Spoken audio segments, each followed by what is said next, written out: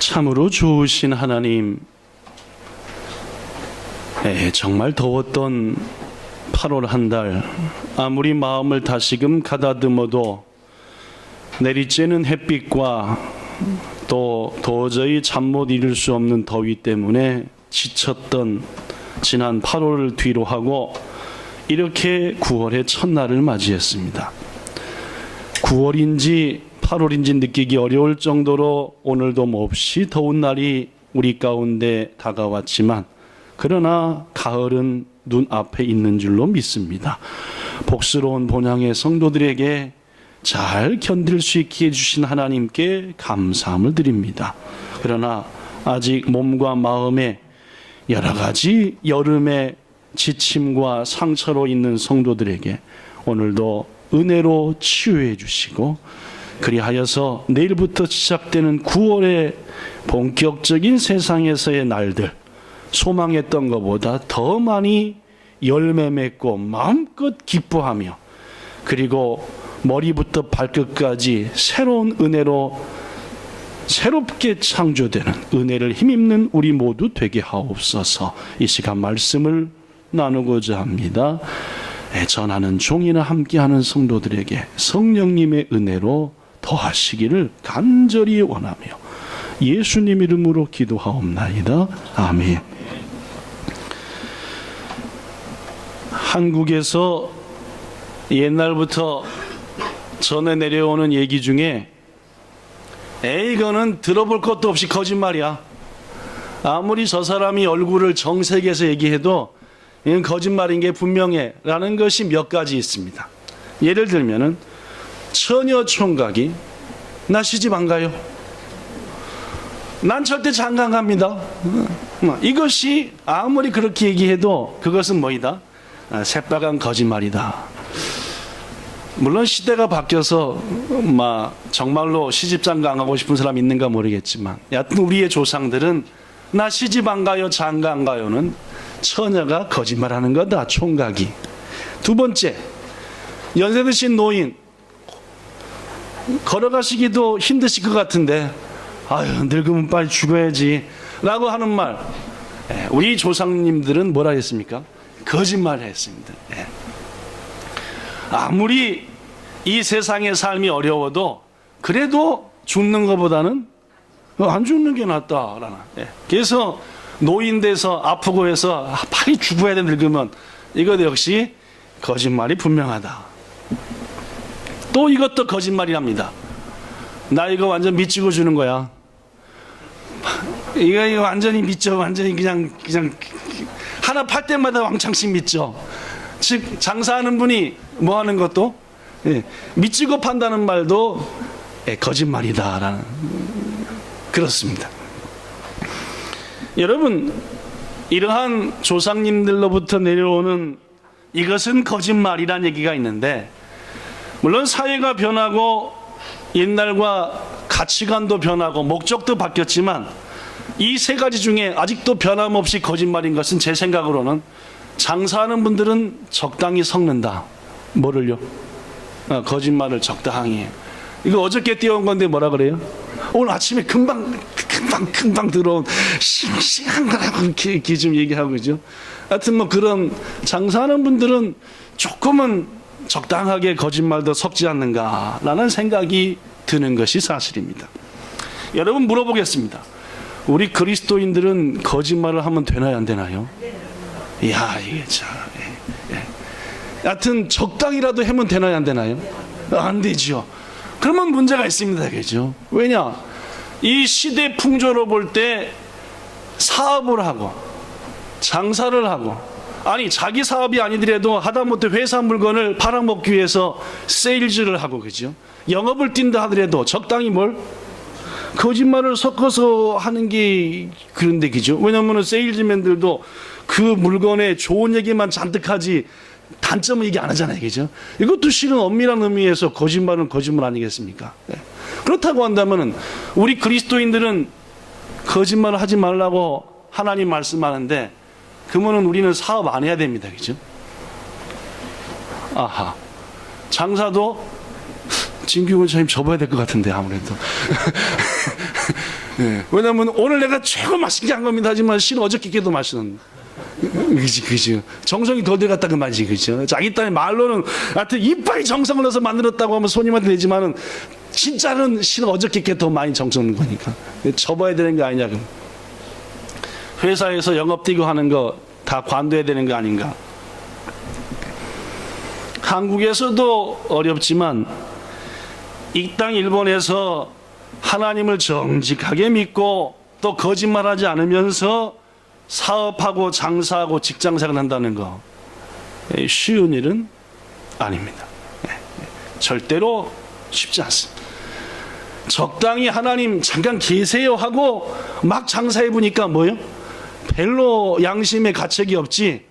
정말로 오늘 간절히 기도하고 믿은 대로 살겠습니다 하고 딱 간서 월요일 날부터 적당히 해가지고 하면은 벌써 양심으로부터 찔리기 시작하고 괴롭다는 말이에요. 이러한 이유 때문에 우리 믿음의 사람들이 이 어두운 세상에서 어떻게 신앙을 지키는가라고 하는 것은 참 어려운 것이 분명합니다.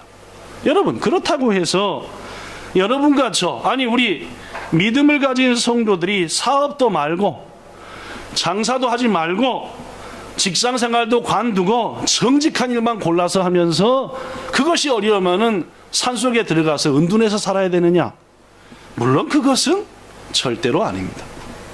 하나님께서 우리한테 말씀하기를 이렇게 말씀했습니다. 생육하고 번성하여 땅에 충만하라. 땅을 뭐하라? 없나? 안 나오네. 정복하라. 어쩐지 그죠? 정복하라. 하늘의 새와 땅에 움직이는 모든 생물을 뭐하라? 다스리라 라고 했으니까 하나님 우리를 만드시고 세상 모든 것들을 다스리며 정복하며 살라 했지. 세상이 자꾸 악해지면 다 둬버리고 산에 들어가가지고 혼자 은둔해서 살라라고 하지 않았다는 말입니다. 자, 그렇다면 여러분, 믿음을 가진 여러분과 저가 눈만 뜨면 거짓말 해야 될지도 모르고 하는 이 어두운 세상에서 어떻게 살아가야 되겠는가? 어떻게 하나님 보시기에 아름답게 살아야 되겠는가 하는 그 실마리를 오늘 한 사람을 통해서 답을 얻어보고자 합니다. 그 사람의 이름은 따라해 보십시오. 오바댜라는 사람.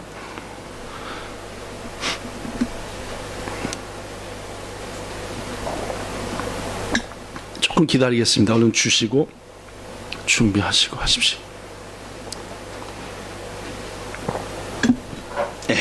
우리 그리스도인들이 세상은 어두운데 그것과 타협하는 것도 죄고, 그죠? 그렇다고 그거 죄되고 어렵다고 해서 나 믿음 지키려 해서 산속에 가는 것도 하나님의 뜻이 아니고, 그렇다면 여러분과 저는 어떻든 간에 세상 속에서 살아야 되는 일인데 어떻게 사는 것이 그나마 하나님 보시기에 합당하겠는가? 오늘 그 내용에 대해서 오바댜를 통해서 말씀 나누겠습니다. 이 오바댜라고 하는 사람은 어떤 분이냐면은 그 벼슬이 국내 대신이라는 벼슬이었습니다. 어느 왕 때였냐면은 아합이라고 하는 왕 때입니다. 제가 설교 시간에 아합에 대한 얘기를 몇 번 했는데 이스라엘 왕 중에 아합은 가장 악한 왕이다.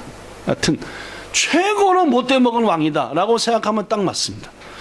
사사건건 하나님하고는 뜻이고 반대고 백성들한테도 악을 행하고 도대체 대책이 없는 왕이 아합입니다. 아합이 그렇게 된 가장 결정적인 이유 중에 하나는 부인 때문이었어요. 그죠? 성이 무엇이었죠? 이시였죠. 그죠? 이시. 제가 이시가 아니니까 하여튼 이세벨이라는 사람이었습니다. 그 이세벨은 이스라엘 사람도 아니었고 다른 나라의 공주였는데 그 공주가 무엇보다도 바알이라고 하는 당시 최고로 악한 우상을 섬기는 우상의 선교사였습니다. 그러니까 우상의 선교사로 하나님 믿는 나라의 왕비로 온 거예요. 그러니까 하나님 나라를 우상 나라로 바꿔버린 대단한 여자가 이세벨입니다. 그러니까 아합과 이세벨은 이스라엘 역사상 가장 하나님 보시기에 악을 행했다라고 생각하면 맞습니다. 하나님이 얼마나 기가 막히신지 그 아합 왕 시대의 죄를 보고 이스라엘 땅에 비를 안 내렸대요. 몇 년간이나? 3년간이요. 여러분 3년간 비가 안 오면은 대책이 없는 겁니다. 그죠? 지금 동경 북부지방에도 비가 안 와가지고 약 20일 전부터는 수돗물로 뜨는 물을 제한해서 떠라 할 정도로 여러분 물 아껴 써야 됩니다. 지금 저 위쪽에 비가 안 와가지고 동경에 좀 있으면 물 부족이 생길지도 모른다고. 이번에 태풍을 기대했는데 태풍 비도 그냥 가버렸잖아요. 그죠? 저쪽은 무지막지하게 많이 왔는데 이 동경의 북쪽으로는 별로 안 오고 지나가 버렸습니다. 기대했던 비가. 여하튼 지금이야 댐도 있고 했지만 이스라엘 땅은 댐이 있는 땅도 아니고 물 오면은 딱 스며들고 없어지는 땅에 3년 비가 안 왔다. 대단하게 어려운 때입니다. 이런 일이 있게 만든 왕이 아합이었어요. 근데 이 아합이 3년 가까이 비가 안 오니까 도저히 견딜 수 없는 거라. 그래서 물을 찾아 나섰습니다. 아니 성경에 보면은 물과 꼴을 찾아 풀을 찾아 나섰습니다. 여러분 아합 왕이 왜 물과 꼴을 찾아 나섰을까요? 백성들에게 물을 퍼다 주고 또 백성들에게 뭔가 먹을 것을 주자 한다면 그래도 나쁜 왕이란 말은 안 듣습니다. 누구가 먹을 거? 자기의 짐승들이요. 내 말과 나귀가 굶어 죽지 않도록 그거 찾아다니자. 이게 아합입니다. 그러니까 생각이 완전히 아무리 세상이 어려워도 내 거, 자기 거 이것만 챙기는 왕. 이게 아합이었어요. 근데 이 아합이 물을 찾아 나설 때 가장 신이 많은 신하를 한 사람 부릅니다. 같이 출발하자는 거예요. 이름이 누굴까요? 오바댜예요. 제가 아까 얘기했죠. 오바댜. 오늘 오바댜 얘기할 거라고 그죠? 여러분 이 대목에서 잠깐 이상하게 생각하셔야 됩니다. 왜냐? 아합은 이스라엘 역사상 가장 뭐한 왕이었고 악한 왕이었고 오바댜는 뭐 했던 사람이다? 하나님 볼 때 신실했던 사람이었어요. 정말로 하나님을 경외하던 사람이었습니다. 본문 3절에 보니까 읽어볼까요? 3절 시작. 아합이 왕궁 맡은 자 오바댜를 불렀으니 이 오바댜는 여호와를 지극히 경외하는 자라. 그냥 경외도 아니고 뭐가 붙었어요? 지극히. 오바댜라고 하는 이름 역시도 하나님을 섬긴다는 뜻입니다. 그 부모가 오바댜를 낳고 이름을 지을 때 너 평생 하나님 위해서 살라 해서 오바댜라고 지어준 거예요. 이 오바댜는 더구나 본문 12절은 보니까 어려서부터 하나님을 경외했어요. 즉 어려서부터 쭉 뭐하고 자란 사람이요? 하나님을 경외하며 하나님을 의지하며 믿음 가운데 말씀 가운데 살았던 사람이 오바댜입니다. 그런데 지금 그가 섬기는 왕은 뭐요? 하나님하고는 전혀 동떨어진 말 그대로 엉망진창인 이스라엘 역사상 가장 악한 왕 옆에 어려서부터 하나님을 지극히 경외하는 신하가 있었다. 그러면 여러분 이런 상황에서 누가 스트레스 받죠? 아합이 받나요? 오바댜가 받나요? 네. 여러분의 입장을 한번 해보십시오. 여러분이 정말로 어렵게 직장 들어갔는데 그 직장의 센파이가 혹은 사장이 기독교는 엄청나게 비판하고 최고로 악덕에 이건 못돼 먹은 짓은 다 골라하는 사람이다. 그럼 누가 스트레스 받냔 말입니다. 도저히 오바댜가 힘들었을 거예요. 오바댜는 하나님을 경외하는 신실한 사람이었기 때문에 결코 자신의 직위 즉 그의 벼슬은 국내 대신이었는데 왕궁의 모든 살림을 도맡아 책임지는 사람이었습니다. 그러니까 상당히 높은 벼슬입니다. 그 벼슬에 오르기 위해서 결코 뇌물을 썼다든지 불의한 방법을 써서 그 자리에 서지 않았을 겁니다. 그죠? 열심히 살고 신실하게 살다 보니까 공무원이 되었고 하다 보니까 왕궁에서 일하게 되었고 하다 보니까 아합이 국내 대신으로 명한 거요. 그렇게 한 겁니다. 그죠? 그렇습니다. 오바댜는 결코 그 자리를 차지하기 위해서 악행을 했을 리가 없습니다. 그럼에도 불구하고 오바댜한테는 고민이 있었겠죠. 사람들은 말을 잘하잖아요.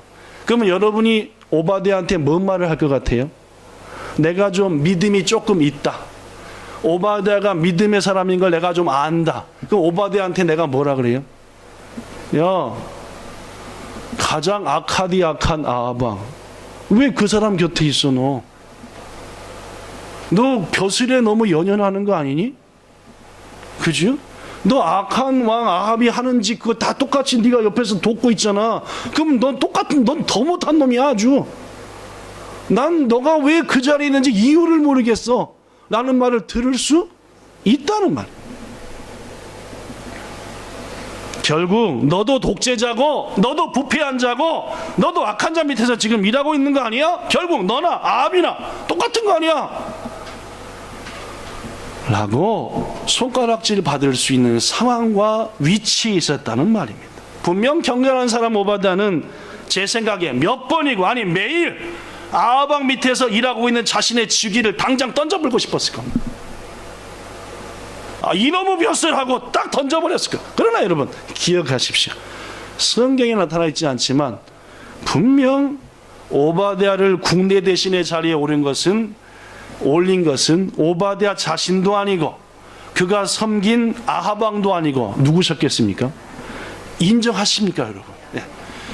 아합 왕, 가장 역사상 악했던 왕의 가장 측근에 올린 것은 물론 겉으로 볼 땐 아합 왕이 올렸고 겉으로 볼 때는 오바댜의 신실함이 그 자리를 올렸겠지만은 결국은 하나님께서 그 자리로 오바댜를 있게 했다는 말입니다. 분명 하나님을 경외했던 오바댜도 이것 때문에 하나님께 기도했을 겁니다. 내가 왜 저 왕 앞에서 이런 일을 계속해야 됩니까 하나님? 내가 어려서부터 하나님을 경외했는데 왜 내가 섬기는 왕은 하나님을 가장 배반하는 왕입니까? 제가 이걸 당장에 관둬야 되는 거 아닙니까? 했을 때에 아마도 하나님 오바댜에게 괴로워하지 말아라 오바댜야. 너를 그 자리에 세운 것은 너도 아니고 왕도 아니고 누구다? 나다라고 말씀하셨을 겁니다. 하나님은 애굽 왕 바로 밑에 요셉을 두셨습니다. 더구나 하나님은 느부갓네살 밑에 다니엘과 사드락과 메삭과 아벳느고를 주셨어요. 느부갓네살이 누굽니까? 바벨론 왕으로서 유다를 멸망시킨 왕입니다. 여러분 유다를 멸망시킬 때 느부갓네살이 한 여러 가지 보면은 처참할 정도로 유대인들을 죽였습니다. 그런데 거기서 끌려온 사람이 다니엘이고 그의 세 친구였어요. 생생하게 봤습니다. 다니엘은 느부갓네살 왕이 명령해서 바벨론의 군사들이 자기의 동족들을 처참하게 죽인 것을 근데 끌려가서 그 나라의 왕 느부갓네살을 섬기는 신하가 된 거예요. 그럼 가슴에 품을 거 아니에요. 하나님이 나한테 기회를 주셨다. 저 느부갓네살 놈을 잠잘 때 내가 가서 확 죽여버려야지. 이런 마음이 들었어요 안 들었어요?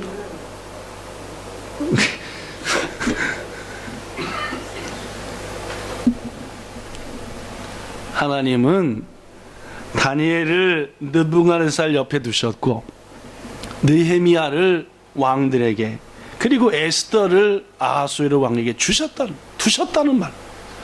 물론입니다. 하나님께서는 때로 지극히 하나님 안에서 신실한 신앙생활하는 사람을 세상에서 가장 악독한 사람의 옆에 두신다는 말입니다. 이야, 그 고마워합니다. 그렇죠? 오바댜, 다니엘, 여러분과 저 고마워합니다. 다니엘도 고마워했잖아요. 그래서 신상 앞에 절하라는 등, 뭐 어떻다는 등 보통 고마워하는 일이 많지 않아. 그럼에도 불구하고 하나님은 그 자리에 두신다. 왜냐? 그것은 여러분이 잘 아는 모르드게가 에스더한테 한 답의 비밀이 있습니다. 모르드게가 에스더한테 이렇게 얘기하잖아요. 너는 왕궁에 있으니까 모든 유다 백성들이 죽을 때 네 홀로만 면한다고 착각하지 말아라. 네가 왕후에 오르게 된 것은 바로 이때를 위함인지를 왜 알지 못하느냐? 네 왕이 명령을 내려 우리나라에 있는 모든 유대인들은 다 죽이라 라고 명령했을 때 왕후인 네가 왕한테 가서 왕이시여 신은 나도 뭐입니다? 유대인입니다. 우리 백성을 왜 죽으시려 합니까? 누명을 쓴 겁니다. 살려주세요 라고 말하라고. 하나님이 너를 일부러 오래전에 그 왕 옆에 갖다 둔 걸 왜 알지 못하느냐? 네가 만일 오늘 가만히 있으면은 우리 유다 백성들은 다른 사람을 통해 구원받겠지만 너는 죽임을 당하리라. 모르드게가 무시무시한 말을 했잖아요. 그죠? 이 말이 뭔 말인지 모르는 분도 계실지 모르겠지만 성경 에스더서에 있는 재밌는 얘기입니다.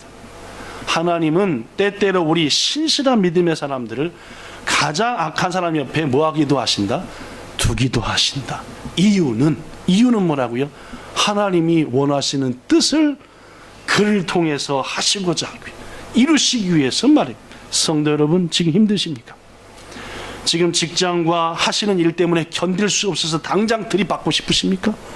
무엇보다도 오바다를 생각하면서 기도하시기 바랍니다. 하나님, 저를 왜 이곳에 보내셨습니까? 다니엘을 생각하면서 기도하세요. 저를 이곳에 보내신 하나님의 뜻이 무엇입니까? 반드시 오바댜와 다니엘에게 임한 응답이 여러분에게 임할 줄로 믿습니다. 둘째, 하나님은 왜 우리를 어두운 세상, 가장 어두운 곳에 때때로 두실까요? 그것은 그곳에서 빛이 되고 소금 되라 하시는 겁니다. 마태복음 5장 13절, 자, 잘 아시니까 읽어보겠습니다. 시작. 너희는 세상의 소금이 소금이 많으니 그것을 이루냐 무엇으로 자게 하고. 후에는부터 시작. 없나? 후에는 시작. 후에는 아무 실패 없어 나와 함께 버려져 너희는 세상의 빛이라. 물론입니다. 너희는 하나님의 교회의 소금이 아니라 세상 어두운 곳의 소금이고 빛이니까 하나님이 너희를 그곳에 두신 이유는 그 어두운 것을 좀이라도 뭐하라? 밝혀라는 거예요. 그 썩어져가는 곳에 조금이라도 방부제 역할을 하라 라고 우리를 때때로 가장 어두운 곳에 보낸다는 말입니다. 여러분, 세상이 어지럽고 부패했다 해서 우리 모두 선교사가 돼버리고 목사가 돼버린다면은 세상에 속한 국가, 기업, 학교, 병원, 그리고 각 공공기관, 예술기관, 봉사기관은 누가 지키겠냐는 말입니다. 고로 여러분과 저가 아무리 어려워도 그곳에 보내심을 받았다면은 그곳에서 아름다운 빛을 발휘해서 그곳을 조금이라도 더 청결하게 만드는 사명으로 믿어야 한다는 말입니다. 물론 악한 세상과 그 속에 속한 사람들은 자신들이 행한 악행의 결과로 인해 끝내는 멸망할 것입니다. 그럼에도 불구하고 그 세상은 가끔씩 진정으로 바르게 사는 사람을 찾고 있어요. 자기들은 악행하면서 망할 거면서도 이 세상에 정말 똑바른 사람 없을까? 여러분, 우리 성도들이 할 일은 이러한 세상 속에서 청결한 삶을 사는 거예요. 깨끗한 빛을 발하고 소금의 사명을 감당해서 전혀 희망이 없고 아무런 소망도 없고 미래가 없는 이 어두운 시대에 저렇게 참다운 삶을 사는 사람도 있구나라고 하는 것을 보여줄 사명으로 하나님이 여러분과 저를 그곳에 보내셨다는 말입니다.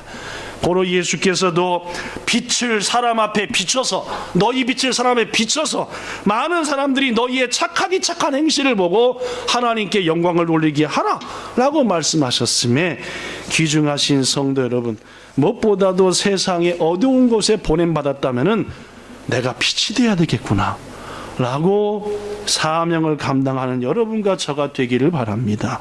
무엇보다도 한 걸음 더 나아가 그 분야의 전문가가 되셔서, 그래서 하나님이 보내신 그곳에서 여러분이 크게 이바지하셔서 여러분들 때문에 그곳에 하나님은 종이 임하게, 여러분 때문에 그곳에 하나님의 복이 임하게 하는 사명이 있음을 기억하시기 바랍니다. 여기서 가장 중요한 말씀을 드려야 됩니다.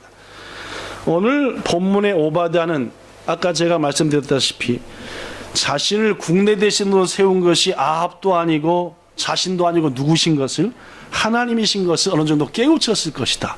그 확실한 증거가 여기에 있습니다. 본문 13절에 보면은 아까 소개했던 아합 왕의 부인이 이세벨인데, 이 이세벨은 바알신을 섬기는 선교사로서 이스라엘 땅에 시집 온 겁니다. 그걸 모르고 며느리로 맞아들인 거였죠. 그런데 이 이세벨이가 와가지고 여러 가지 악행을 했는데 그 중에 하나가 선지자들을 다 잡아 죽였습니다.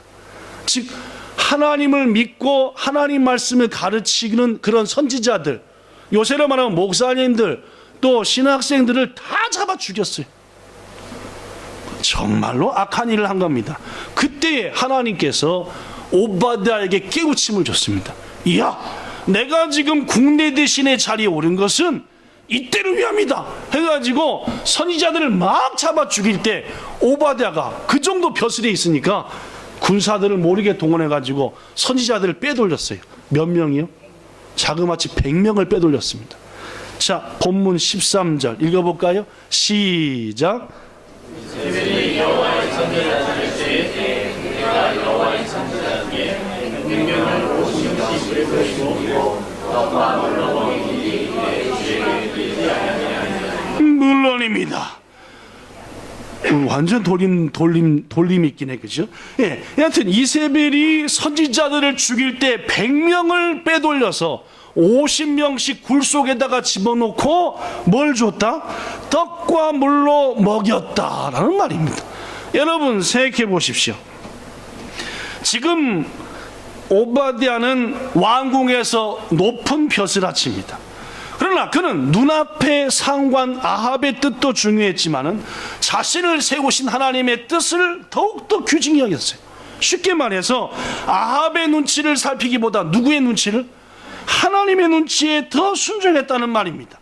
생각해 보세요. 3년이나 비가 안 왔어요. 일반 백성들에게는 먹을 것이 거의 떨어진 상황이었습니다. 굶어 죽는 사람들이 이것저것 생겨났어요. 바로 이러한 때 매일 100명분의 음식을 준비해서 두 굴로 가져간다. 뭐 할 가능성이 있어요? 들킬 수 있습니다. 누구 하나도 배신을 딱 하면은 누구한테 바로? 아합한테 가는 거예요. 그러면 오바댜는 뭐요?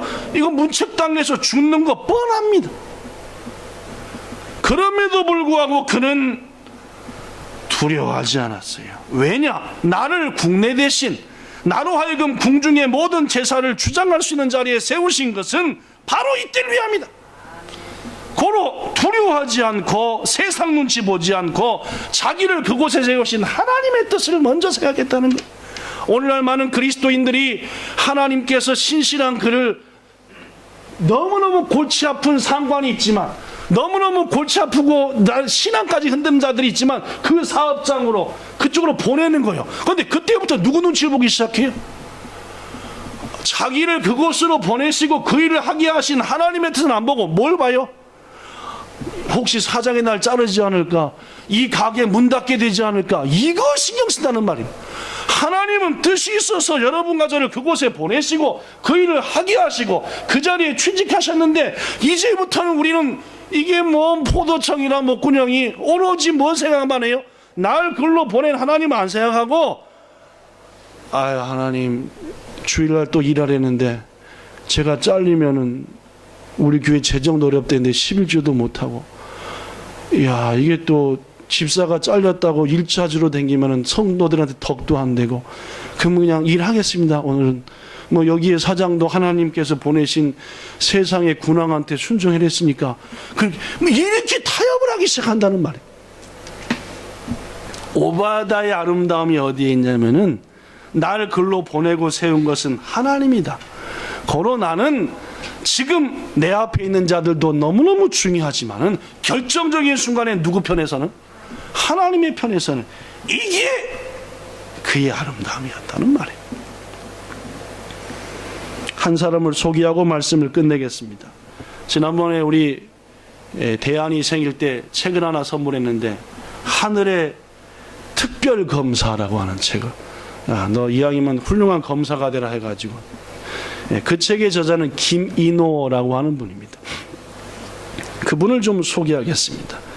그가 태어난 곳은 경상남도 합천이라고 하는 아주 촌마을에서 태어났는데, 태어나가지고 엄마 우유를 먹는데, 젖을 먹는데 뭐가 잘못되는지 콱 걸려가지고 얼굴이 시커매져갖고 죽을 위기에 생겼어. 곧 죽어가는 거예요. 근데 바로 옆에 계신 아주머니가 계신데 그분이 신실한 그리스도인이었어. 와가지고 막 손 놓고 기도하고 했더니 기적적으로 회생을 했어요. 그래서 어려서부터 태어나자마자 하나님 은혜 가운데 살았던 사람이 김인호라는 사람. 근데 하나님을 잊어버리고 건성건성 살았어요. 공부는 잘해가지고 서울대 법대에 입학을 했고, 당시에는 최연소로 사법고시에 합격해가지고 검사가 되었어요. 그러니까 하나님께서 한번 붙잡은 영혼은 냅두지 않으시니까 교만해가지고 잘 되는 것 같으니까 사정없이 쳐버렸어요. 가족이 풍지박산되고 건강이 망가지고 그러니까 이쯤 되면부터 사람들은 누굴 찾아요? 하나님 했음. 근데 우리 하나님은 참 속기도 잘하시지. 그렇게 찾아도 어떻게 하세요? 용서해주고 회복시킨 거라. 그래가지고 이제 검사로 본격적으로 막 활동을 하는데, 이게 하나님의 교회를, 어디 교회를 등기게 되었냐면은 서울에 있는 명성교회라고 새벽 예배로 굉장히 유명한 큰 교회가 있습니다. 자기 집이 정해지면 집 근처 교회를 가겠다 기도했는데 아마 그 교회가 그 집 근처에 있는 교회였나 봐요. 응답 가운데 그 교회를 갔습니다. 갔더니 목사님께서 안내를 시키더래요. 얼마 지나니까. 그러니까 안내? 이 검사가 서서 안내 이거 맨날 하니까 좀 알아가지고, 내가 하나님께서 나를 겸손하라고 하시는, 그래서 안내를 잘해야 되겠다고 주워들고 맨날 어서 오십시오, 한 주간 잘 지내셨습니까? 계속. 근데 교회에서는 겸손한데 이게 그 검찰청만 가면 어떻게 해요? 검사님. 또 어디 뭐 길거리만 댕겨도 김 검사님. 교회에서는 이건데 바깥에는 전부 다 어떻게 해요? 어유 길수. 그러니까 자꾸 뭔 마음이 생겨요? 교만한 마음이 생겨. 더구나 그쯤 될 때 회식하는 자리에서 동료 검사들이 우리도 스트레스를 풀어야지, 검사한테 최고의 스트레스는 고스톱이야. 고스톱 해가지고 지금 그림 그려진 그거 갖고 카드 같은 거 갖고 막 노는 거 있어요. 아침에 고스톱이라니까 일부 예배 드린 분들이 고스톱이 뭔지를 모르더라고. 하면이가 고스톱이 뭐냐 해서 하여튼 그 카드 게임인데 돈 걸고 하는 거요 라고 해. 그러다 보니까 이게 빠져가지고 밤새 부어라 마셔라 뭐 섰다 텄다 막 오른팔이 너무 하도 내리쳐가지고 오른팔이 너무 그래가지고 하루는 밤 늦게 이제 새벽이 돼가지고 집에 들어오는데 방에서 무슨 뭔 소리가 들려요. 그래갖고 이게 뭔 소린가 했더니 어머니 목소리라. 시골에서 올라오신 어머니가 와서 주집사님 말한 대로 뭘 하는 거예요? 기도를 하는데, 하나님, 우리 인호가 어려서부터 하나님 은혜 가운데 살아서 목숨 갖고 사는데 해는 짓거리를 보니까 정말 기가 막히고 내가 저것을 낳고 미역국을 먹은 것이 안타깝고 막 회개 기도하는데, 어머니가 누굴 위해서 회개 기도해요? 나를 위해서 기도하니까 가슴이 막 미어지는 거야. 그래가지고 내가 이렇게 살면 뭐 하겠다? 안 되겠다. 근데 한번 몸에 밴 부어라 마셔라, 이게 나까나까 안 끊어지는 거예요. 그래가지고 또 몇 날이 지났는데 이번에 또 밤늦게 새벽에 부어라 마셔라 쳐라 막 딱 왔는데 이번에 또 뭐가 들려요. 들어봤더니 이거는 엄마 목소리는 아니요. 누구 목소리요? 부인 목소리네. 이거 자기 부인이 엉엉 울면서, 하나님 머지않아 우리 남편이 장로님도 되셔야 될 텐데 무슨 장로는커녕 지금 해는 꼬락선을 보면 기가 막힙니다. 이게 제가 부인으로서 얼마나 선차하면 또 부인이 오니까 또 마음에 뭐가 와요? 찔림이 오고 감동 와요. 그러나 이미 배인 걸 버릴 수가 있어야죠. 그로부터 또 얼마가 지났대요. 또 새벽에 흥청망청 비치비치하는데 딱 오는데 앞에 아는 분이 딱 서 계시더래요. 딱 봤더니 누구셨대요? 아니, 하나님이 아니라 담임 목사님이었어요. 교회 담임 목사 김 목사님이 딱 바로 딱 퍼뜩 떠오르는 것이, 오늘 새벽부터 새벽 예배 나가겠습니다 목사님. 자기가 왜 그런지 모르겠대요. 오늘 새벽부터 뭐 한다고? 이제 밤새 하다 왔으니까 새벽이니까 새벽 약속을 해본 거요. 그때부터 매일 새벽 기도 나간 줄 믿어요.